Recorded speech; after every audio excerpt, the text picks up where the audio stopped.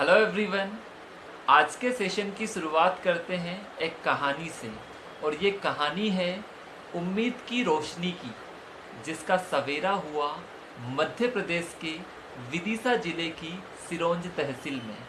कोई खास बैकग्राउंड नहीं था, जिनका बचपन बीता गांव की गलियों में, लेकिन जिद थी, जुनून था और सपनों को साकार करने का एक जज्बा था। तो आइए हम मुलाकात करते हैं यूपीएससी 2019 की टॉपर मिस आयुषी जैन से, जिन्होंने यूपीएससी 2019 सिविल सर्विसेज परीक्षा में 41वीं रैंक अचीव की। तो करंट नॉमिक्स चैनल के माध्यम से आज हम मुलाकात करेंगे मिस आयुषी जैन से। तो आइए। तो first of all many many congratulations to ma'am and thank आपका यू। क्वालिटी टाइम हमारे चैनल के लिए निकालने के लिए आपका बहुत बहुत धन्यवाद। सो थैंक यहाँ यू। पर मैं शुरुआत करूंगा। मेरा फर्स्ट क्वेश्चन, दो अनसक्सेसफुल अटेम्प्ट के बाद जब तीसरे अटेम्प्ट में हम जाते हैं और फाइनली इतनी ह्यूज सक्सेस हमें मिलती है, तो कैसा आपका रिएक्शन था? क्या आपने सोचा था इसके बारे में? जैसा कि आपने कहा, मेरे 2 अनसक्सेसफुल अटेम्प्ट्स रहे हैं। My first attempt was in 2017। At that time I could not even clear the prelims examination, और सेकंड अटेम्प्ट में मेंस तक पहुंची थी और मेंस क्लियर नहीं किया था, और ये मेरा थर्ड अटेम्प्ट था। तो जब मैंने रिजल्ट देखा तो मेरी फ्रेंड ने मुझे बताया था, बिकॉज बहुत टेंशन हो रहा था रिजल्ट को लेकर। और I just called up my friend, और फिर उन्होंने बताया कि रिजल्ट आ गया है करके। तो पहली बार तो बिलीव नहीं हुआ, बट फिर उन्होंने बोला कि रैंक 41 है करके। फिर फाइल्स देखी, फिर और उस टाइम पे मैं सेल्फ क्वारंटीन में थी, तो I could not meet anyone. मेरे फैमिली मेंबर से भी मैं नहीं मिल पाई थी पिछले उसके बाद के 5 दिनों तक। तो बहुत एक्साइटमेंट का फेज था, सब लोग कॉल कर रहे थे, एंड फाइनली वो जो किताबें थी जो हम पिछले 3 साल से हम लोग पढ़ रहे थे, तो उनको वापस रखने का वैसे वो भी एक अच्छा फीलिंग था कि चलिए अब एक नए फेज की तरफ जा रहे हैं। नया बहुत ज्यादा excitement, and about the academy training, everything was coming to my mind. Definitely ये जो फेज था जहां पर किताबों से मुक्ति मिलती है और एक नए फेज की तरफ हम एंटर जी। होते हैं, काफी एक्साइटिंग होता है। तो मैम यहाँ पर हमारे पास काफी सारे एस्पिरेंट्स ने काफी सारे क्वेश्चंस भेजे।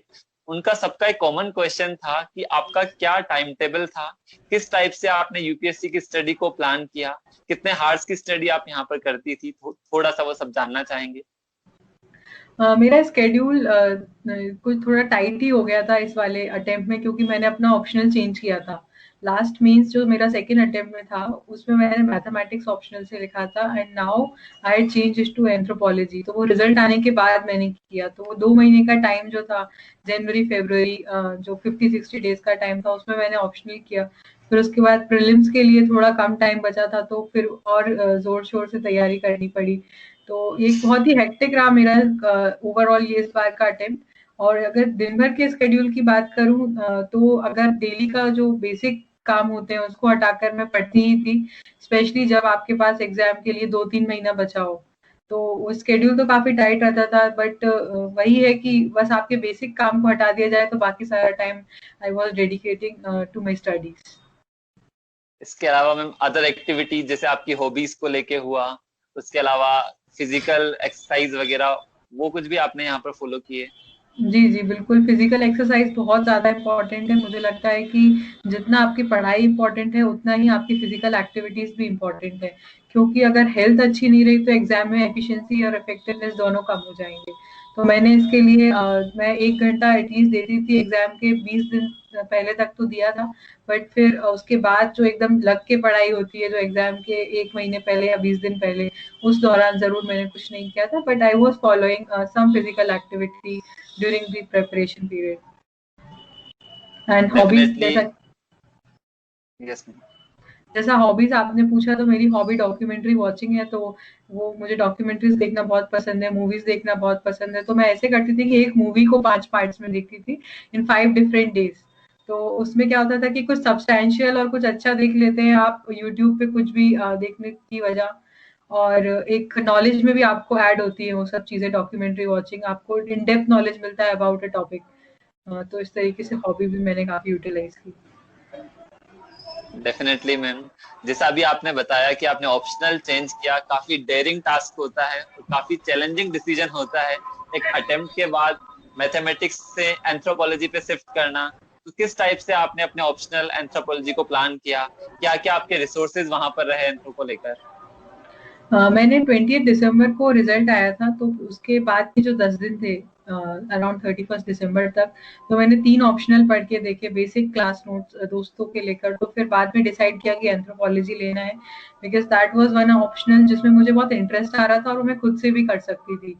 तो उसके बाद का जो पीरियड था 1 जनवरी से लेकर बाकी आने वाले फरवरी तक, मैंने ऑप्शनल अच्छे से किया और मैंने अनुदीप दुरुशेट्टी सर का ब्लॉग पूरा लाइन बाय लाइन फॉलो किया है। जिस भी यूनिट के लिए उन्होंने जो भी सोर्सेज बताए हैं उस सब से मिलाकर मैंने अपने नोट्स बनाए थे। तो अराउंड 400 पेजेस के मेरे 5-6 रजिस्टर्स हो गए थे। तो that was something very challenging for me, but at the same time effort डाला है तो आउटपुट भी मिला है, जो कि मेरे पिछले ऑप्शनल के साथ नहीं हो रहा था। तो इस तरीके से मैंने फॉलो किया। डेफिनेटली आपने इतना बड़ा रिस्क लिया तो इतना बड़ा ही आउटपुट आपको यहाँ पर देखने को मिला।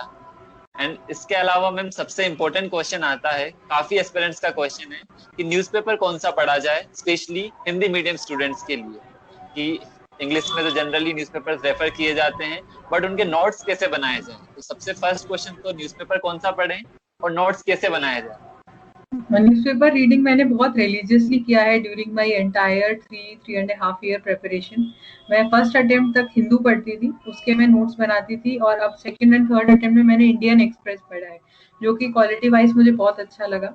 और मैंने हर फेज के एग्जाम के हर फेज के लिए उस न्यूज़पेपर के थ्रू बहुत कुछ ग्रास्प किया है। जैसे प्रीलिम्स के लिए मैं अपने अलग नोट्स बनाती थी, और मैं एक और फ्रेंड के साथ कोऑर्डिनेट करती थी इसमें, तो वो हिंदू पढ़ती थी और मैं इंडियन एक्सप्रेस पढ़ती थी। तो गूगल डॉक पे हमारे कलेक्टिव नोट्स बन गए थे फॉर प्रिलिमिनरी एग्जामिनेशन। फिर मेंस एग्जामिनेशन के लिए मैं न्यूज़पेपर से केस स्टडीज कलेक्ट करती थी, डेटा कलेक्ट करती थी, डायग्राम्स, अगर कोई पाई चार्ट आया है न्यूज़पेपर में, और एक्सप्लेन पेज जैसे कि इंडियन एक्सप्रेस में, या जो गवर्नेंस वाला पेज होता है इंडियन एक्सप्रेस में, from that we can get very good examples. तो वो केस स्टडीज वगैरह में काफी बॉक्स में करके कि ऐसे आया है, अभी करंट में है, तो और इवन इंट्रोडक्शन में आई पुट सम एग्जाम्पल की वैल्यू एडिशन के लिए। तो इस तरीके से न्यूज़पेपर रीडिंग मुझे सारे जीएस 1 2 3 4 इवन ऐसे में, इवन ऑप्शनल में, सभी में न्यूज़पेपर रीडिंग काफी मदद किया है। डेफिनेटली स्पेशली एथिक्स और ऐसे पेपर के लिए तो न्यूज़पेपर बैकबोन माना जाता है यूपीएससी का। काफी सारे हिंदी मीडियम के स्टूडेंट्स है, तो हिंदी मीडियम के स्टूडेंट्स का काफी डिस्करेज होते हैं जब रिजल्ट को देखते हैं। हमने उनकी मुलाकात निशांत सर से भी करवाई थी, एंड निशांत सर का जो गाइडेंस था काफी इंपॉर्टेंट रहा। फिर भी आप क्या मैसेज देना चाहेंगी उन सब स्टूडेंट्स को? मेरे पास भी अभी कई सारे हिंदी मीडियम स्टूडेंट्स के कॉल या मैसेज आ रहे हैं कि वो कैसे तैयारी करें। वो ज़्यादा डरे हुए हैं कि क्योंकि डबल डिजिट रैंक में थोड़ा कम देखने को मिलता है उनका रिप्रेजेंटेशन। बट मैं कहूँगी कि निशांत सर को हमको आइडियल मानना चाहिए, और उनके जो ब्लॉग्स हैं और दूसरे चैनल्स पे भी उनके जो गाइडेंस वाले वीडियोस हैं वो हम फॉलो कर सकते हैं। इवन ऐसे के लिए मैंने सेशन अटेंड किया था निशांत सर का, जिसको मैं आज तक उनका पूरा चार्ट फॉलो करती हूँ। तो मुझे लगता है कि इसमें डरने वाली कोई बात नहीं है। यूपीएससी बराबर मौका देता है, हिंदी मीडियम के बच्चे हो या इंग्लिश मीडियम के। मेंस में अगर आप कंफर्टेबल है हिंदी इंग्लिश में लिखने में, और अगर इंटरव्यू में आप हिंदी में बोलना चाहते हैं, that option also is available. तो बस आप फॉलो कीजिए अच्छे से जो भी टॉपर्स का गाइडेंस है। डेफिनेटली निशांत सर का गाइडेंस और आपका गाइडेंस दोनों एस्पिरेंट्स की जर्नी को और भी ज्यादा यहाँ पर आसान बनाएगा। और निशांत सर तो काफी कोऑपरेट करते हैं इन चीजों को लेके, काफी अच्छा गाइडेंस वो टाइम टू टाइम हमें देते रहते हैं। अब नेक्स्ट जो क्वेश्चन है, स्पेशली हम बात करेंगे प्रीलिम्स और मेंस को लेकर। जैसे अभी 1 मंथ बाद प्रीलिम्स होने वाला है, तो आप क्या टिप्स देगी सब स्टूडेंट को कि लास्ट के 1 मंथ में क्या फॉलो करना चाहिए, किस टाइप से स्ट्रेटेजी हमारी होनी चाहिए? अगर मेरा खुद का ये अटेम्प्ट देखा जाए तो रिजल्ट के पहले तक मुझे लगा था कि शायद प्रीलिम्स दोबारा देना पड़ेगा। तो अगर मैं फॉलो करती इस शेड्यूल को, तो मैं ऐसा होता कि मैं सबसे पहले पूरा करंट अफेयर्स कंप्लीट करती अराउंड 9-10 डेज में। फिर उसके बाद स्टैटिक जो नोट्स मैंने बनाए, मैंने सारे स्टैंडर्ड बुक्स के नोट्स बना लिए थे, जैसे स्पेक्ट्रम, लक्ष्मीकांत, उन सबको सॉल्व करना। और जो आखिरी के जो अभी जो 3 महीने, अभी जो 30 डेज बचे हैं, उसमें मैं डेली एटलीस्ट एक क्वेश्चन पेपर, एक प्रीलिम्स का पेपर सॉल्व करने की कोशिश करती हूँ। और मेरा ऐसा रहता था कि प्रीलिम्स के जस्ट एक दिन पहले भी मैं जाते-जाते क्वेश्चन पेपर एक सॉल्व करके ही जाती थी। तो वो स्ट्रैटेजी मेरे लिए वर्क करती थी क्योंकि वो मुझे हमेशा it kept me on my toes last दिन तक। तो वो चीज़ मैं कहूँगी कि टेस्ट पेपर ज़्यादा से ज़्यादा लगाएँ आप in the last 30 days. Definitely MCQ practice आपको एक एनवायरनमेंट वहां पर क्रिएट करते हैं ताकि आप उस जी, जो प्रेशर वाला फेज होता है उसमें इजीली कोप अप वहां पर कर पाएं। मैम जी। नेक्स्ट क्वेश्चन हमारा कि करंट अफेयर्स के लिए आपने क्या क्या सोर्सेस फॉलो किए, क्योंकि जब मार्केट में एक स्टूडेंट जाता है तो वो कंफ्यूज हो जाता है कि किस चीज को पढ़ा जाए किस चीज को छोड़ा जाए। तो आपने क्या क्या करंट अफेयर्स के सोर्सेज यहाँ पर फॉलो किए? मैंने करंट अफेयर्स के लिए बेसिकली न्यूज़पेपर बहुत अच्छे से पढ़ा है, जैसा कि मैंने बताया कि गूगल डॉक की फाइल के थ्रू मेरी एक और फ्रेंड वो हिंदू पढ़ती थी, मैं इंडियन एक्सप्रेस पढ़ती थी, तो एक कलेक्टिव नोट्स बनाए थे हमने प्रीलिम्स पर्सपेक्टिव से करंट अफेयर्स के लिए। एंड सेकेंडली मैंने मंथली मैगजीन्स फॉलो की हैं, विजन का मैगजीन मैंने फॉलो किया है दोनों ही टाइम। तो ये दो सोर्सेस मुझे लगता है दे आर सफिशिएंट अगर आप अच्छे से पढ़ रहे हैं तो। डेफिनेटली। एंड मैम जैसा आपने बोला कि आपने गूगल डॉक्स से ऑनलाइन नोट मेकिंग की, तो ऑनलाइन और ऑफलाइन कौन सा मोड ज्यादा बेस्ट होता है यूपीएससी में जब हम नोट मेकिंग करते हैं? मैं थोड़ा ओल्ड स्कूल प्रिपरेशन किया है मैंने। मैं हमेशा ही नोट्स पेपर पे ही बनाती हूँ। मेंस के तो टोटली मेरा पेपर पर है। बस मैंने ये गूगल डॉक इसलिए ऑनलाइन बनाया है या सॉफ्ट कॉपी में बनाया है क्योंकि I had to share it with someone.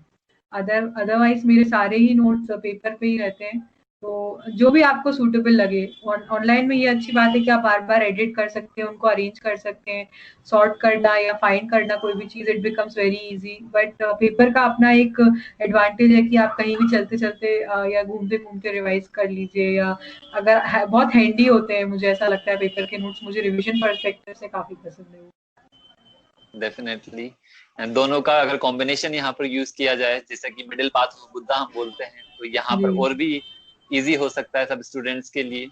Ji. Next question ma'am, ethics से रिलेटेड काफी सारे क्वेश्चंस यहाँ पर स्टूडेंट के मन में आते हैं। कोई स्टैंडर्ड बुक से वहां पर क्वेश्चंस नहीं आते, तो किस टाइप से एथिक्स के पेपर में अपने स्कोर को मैक्सिमाइज किया जाए? क्या रिसोर्सेज आपके एथिक्स को पेपर को लेकर रहे? मैं कहूँगी एथिक्स के लिए आप किसी बुक के पी कोई बहुत अच्छी बुक फाइंड करने के पीछे ना भागें। एक पर्टिकुलर सोर्स से आप बेसिक्स डेफिनेशन और जो सिलेबस के टर्म्स हैं उनको कवर कर लें। उसके बाद सारा एप्लाइड पेपर आता है। एक वो कोड दे देंगे and you need to explain that code या फिर उस कोड के ऊपर जो भी आपसे क्वेश्चन पूछ रहे हैं। तो मुझे लगता है इन ethics art of answer writing is very, very important. तो उसमें आप डेफिनेशन आपको जो आता है वो लिखिए या आपको बुकिश डेफिनेशन याद है वो लिखिए उसके बाद but substantiate with the help of an example. तो that becomes very important in case of ethics.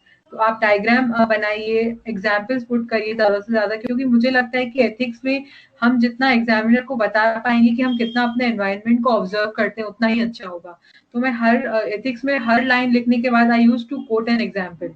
तो उससे थोड़ा ये ऑब्जर्वेंट एटीट्यूड भी दिखता है और ज़रूरी नहीं है कोई रॉकेट साइंस एग्जाम्पल्स हो आपके पास। आप एक बेसिक एग्जाम्पल भी यूज़ कर सकते हैं जैसे कि लॉकडाउन के दौरान किस तरीके से लोगों ने गायों को चारा डाला या फिर लोगों की मदद की, इवन आपने मास्क बाँटे, तो that is an example of compassion. तो इस तरीके से आप अपने रोज़मर्रा की ज़िंदगी में दिखने वाले एग्जाम्पल्स को भी कोट कर सकते हैं उसमें।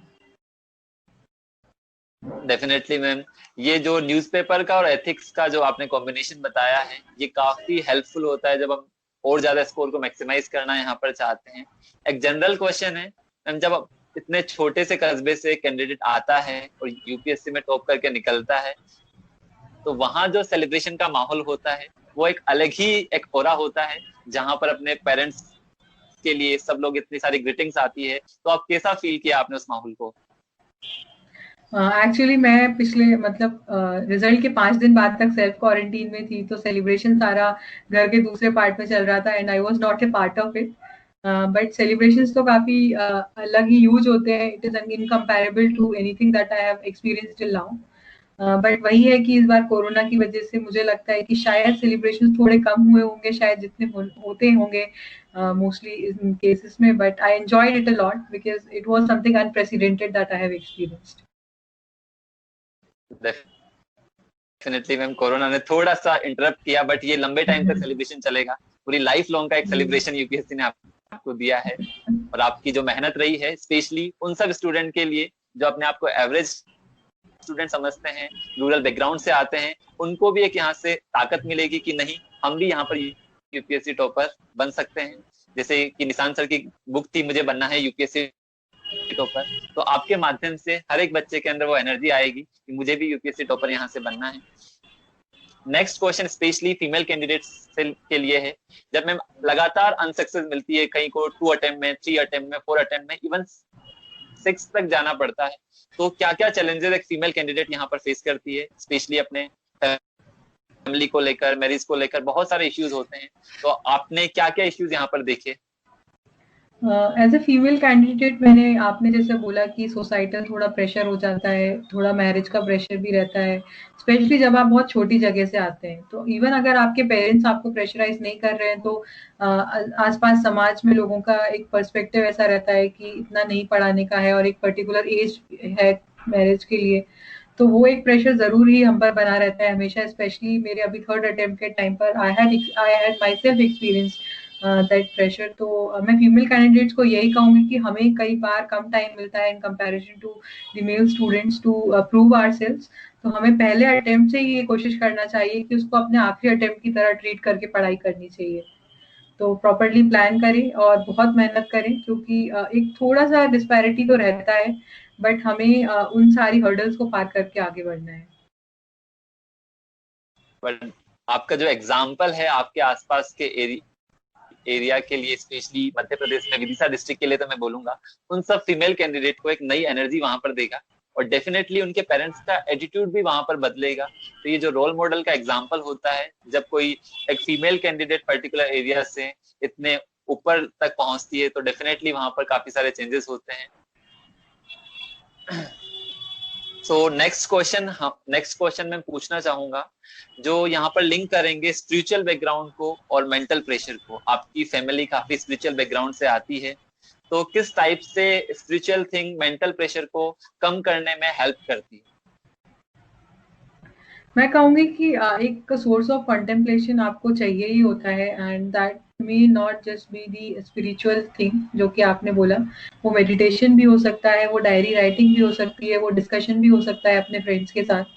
तो जैसे कि आपने बोला कि मेरी फैमिली बहुत स्पिरिचुअल बैकग्राउंड से आती है, but my concept of spirituality little different from them. जैसे कि मैं एनर्जी में बिलीव करती हूँ, दैट की पॉजिटिव वाइब्स अगर हम किसी को देते हैं, या मूर्ति से, मंदिर में मूर्ति से जाकर अगर आपको कोई पॉजिटिव वाइब्स मिलती हैं, या फिर मेडिटेशन से मिलती हैं, या किसी फ्रेंड से बात करके मिलती हैं, तो that should be treated as a source to get you relieve from the stress that you are facing. तो वो किसी भी सोर्स से मिल सकता है, it may not be a spiritual thing. Definitely कि किस टाइप से अपन अपने आप को मस्त और एकदम एनर्जेटिक रख सकते हैं, डिपेंड करता है सोर्सेज पे। सो मैम, जो आपका पूरा ओवरऑल गाइडेंस है सब स्टूडेंट के लिए एक नई एनर्जी देगा। हम लास्टली आपसे चाहेंगे कि एक मोटिवेशनल मैसेज सभी स्टूडेंट को आप दे, ताकि वो अपनी प्रिपरेशन को जो 2021-22 जब भी अपना अटेम्प्ट देने वाले हैं, पूरी एनर्जी के साथ अपना अटेम्प्ट यहाँ पर दे। मैं यही बोलूंगी कि आप अपने सोर्सेज लिमिटेड रखिए। जैसा कि मैंने पहले अटेम्प्ट में गलती की थी कि मैंने बहुत वेरीड सोर्सेज से पढ़ने की कोशिश की थी कि मैं करंट अफेयर्स 3 सोर्सेज से कर लूंगी और बहुत सारी बुक्स एक पर्टिकुलर टॉपिक के लिए फॉलो कर लूंगी, बट आखिरी में जाके रिविजन आपका नहीं हो पाता है, एंड जब रिविजन नहीं होता है तो कॉन्फिडेंस लूज होता है। तो वही एक ये इस तरीके का एटीट्यूड बहुत डेट्रीमेंटल होता है for our success in examination.